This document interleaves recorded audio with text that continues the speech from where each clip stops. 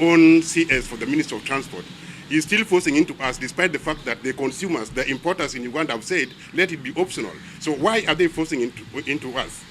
So we are against the forceful use of SGR, and what we want is Kenya to open for us market so that we may be able to choose which mode of transport we want to use. So I want the government to get it clearly that Kenya Transporters Union does not compete in any other way, in any way with SGR. SGR is a mode of transport, road transport is also a mode of transport. So what we want is that fairness, we want freedom of choice, that's what we want. Any importer who wants to use road, please give him that opportunity to use road. Any importer who wants to use SGR, please give him the opportunity to use SGR. So that is our plea to the government. That is what we are asking the government to do, to open for us market so that we may be able to trade freely. Transporters employ many people. We have turnboys, we have drivers, we have dependents, we have mechanics, we have battery sellers, spare part sellers. The list is long.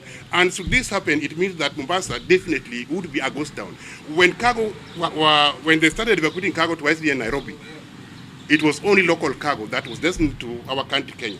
But today, they again have extended it to a notch higher. Now they're taking transit. We depended on transit now. So once they take away transit from us, transit business from us, then it means all the transport business will be doomed. And they are not even recognizing the kind of investments that transporters have put in place. Sisi tunasema huu mradi umekost pesa nyingi sana. Na hatusemi kwamba ufungwe.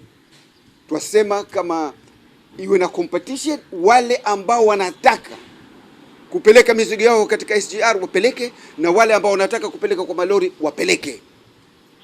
Ikiwa SGR is a national strategic or economic for the country, so is Kenya Airways. Why don't they tell Kenyans, you must not fly any other airlines but fly Kenya Airways? If they don't do that it means the transport of containers, it should be left by consignees. They will decide what mode of transport to transport. Tunaomba serikali, ikiwa consideration ni ya Kenya, na economy ni ya Kenya, cost profits is also Kenya.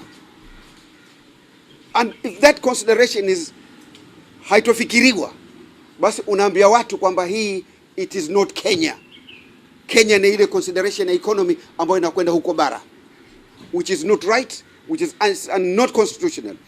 And the president has broken the law and the constitution. Period. Ikiwa hafuati katiba kisawasawa, basi